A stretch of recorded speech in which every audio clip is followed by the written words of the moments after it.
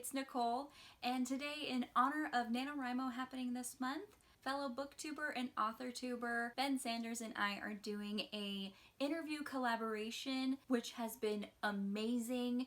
Ben has been one of the booktubers that I have looked up to since starting my channel so long ago. He is so kind, so warm, so genuine. His wife Carol is amazing as well. You should definitely check out their channels. Ben does a lot of writing sprints on his channel that just help a lot of authors stay motivated during this time to get to that 50,000 word count, and he just is amazing. He's so welcoming. Like I said, his video where he interviews me is already live on his channel.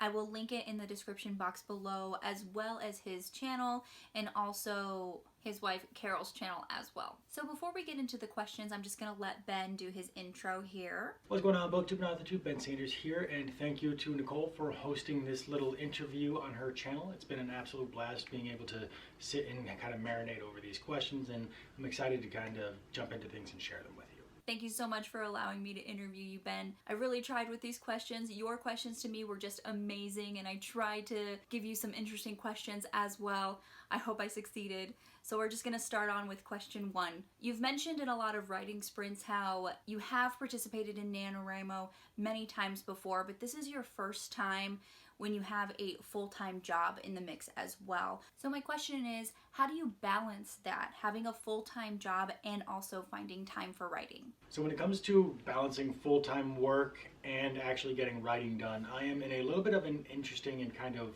special case where instead of working the 5-8-hour shifts every week to get to my 40 hours, I actually work 4 10-hour shifts and have 3 days off. I also work weekends, Friday to Monday, so being able to have time off in the middle of the week makes it a lot easier for me to be able to kind of schedule these things, such as sitting down, writing, and doing live streams and things like that.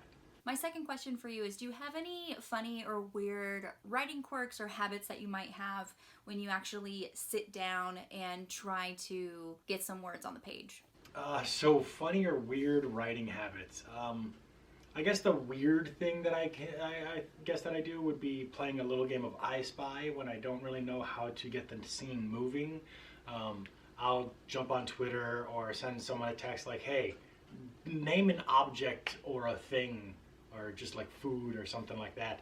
And then I'll find a way to incorporate that thing that's given to me and force myself to have that thing in the next scene. So I'm focusing more on how do I incorporate this than what needs to happen, because as I get the words moving, it kind of helps me get the ball rolling and then be able to focus on, well, what happens next in this scene.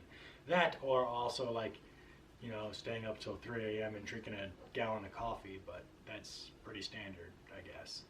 I have recently found out that you have written a contemporary romance called ClickBait, which you can find that on Swoon Reads.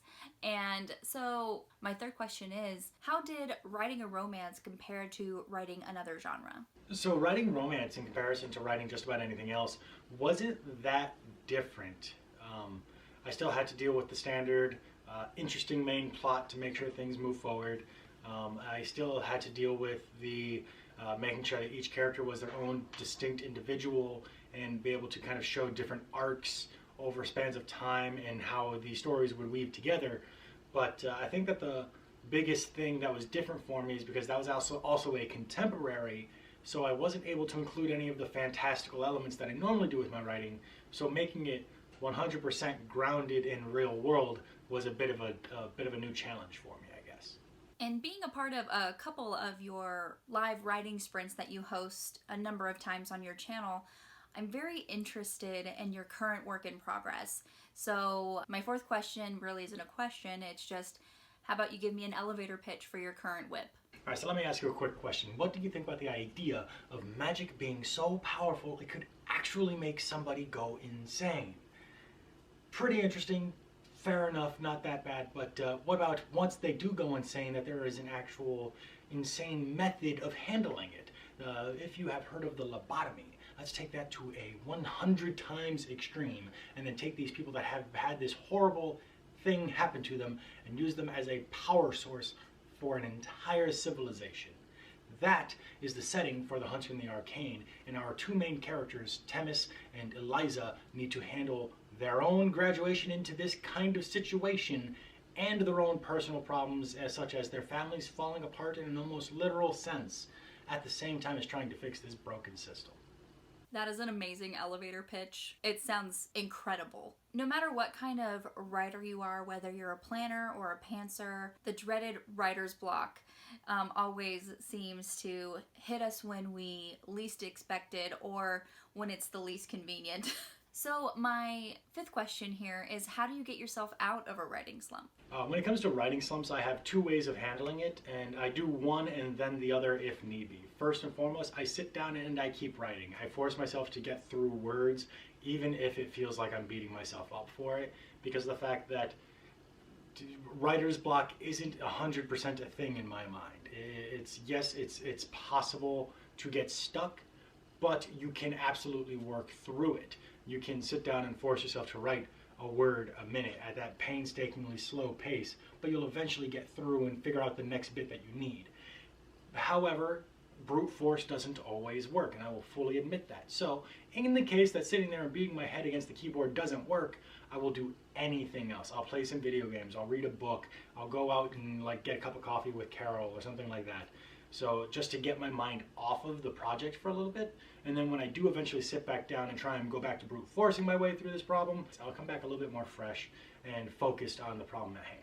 And my sixth question here, for you, what's the hardest part of the writing process? In regards to just drafting and getting that first round done, I think it would be making sure that I am describing things accurately, because I know what the scene looks like and how it needs to be laid out in order for what I'm about to have happen make sense, but I don't always share that with the reader because I'm afraid of oversharing. So I got to make sure that I'm giving enough information that things can be easily understandable, but not so much that it's just overbearing and kind of maddening.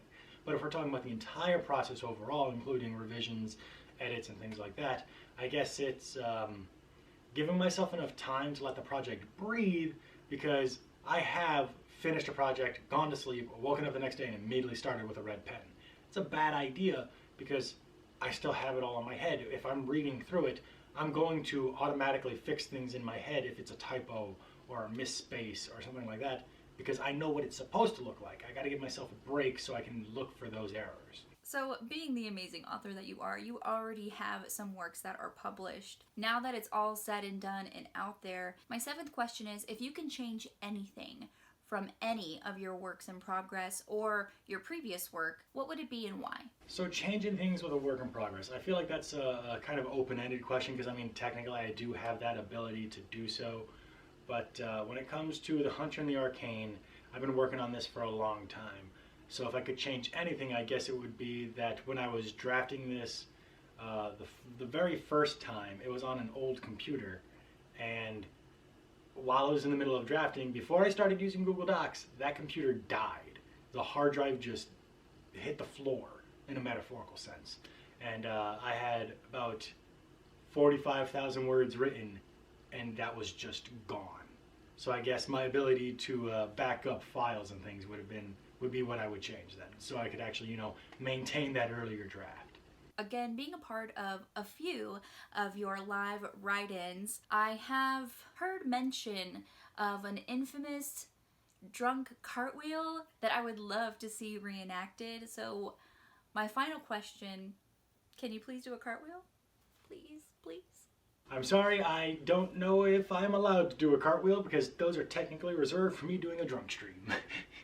Please don't make me do another one. Sorry guys, I really, really think that I may end up hurting myself, because I think I actually did in one previously. No? Fine. The real question, how do you prepare to write a new whip? When it comes to preparing a new work in progress, I work on it a few different ways. I can either pants and just fly through the first draft and absolutely hate myself in revisions, or I can do what I've done with The Hunter and the Arcane and plan everything. I have entire character arcs that don't even make it into the story because it all happened before for background characters, just so I understand their relationship more. So I can either hyper-focus plan every single little detail and then it still end up changing while I'm writing, or just throw it over my shoulder, keep going, and see what happens, see what sticks when I hit the wall. But that's all. Thank you so much, Nicole, for having me on your channel here. Thank you for these interesting questions. It really made me think for a second. And really, I'm just absolutely happy that we can get this collab started. Alrighty, so Ben, thank you again so much. This was such a great time collaborating with you and interviewing you in honor of NaNoWriMo. Again, you can find Ben's interview for me in the description box below, as well as all of my social media links. I'll see you next time, avid readers.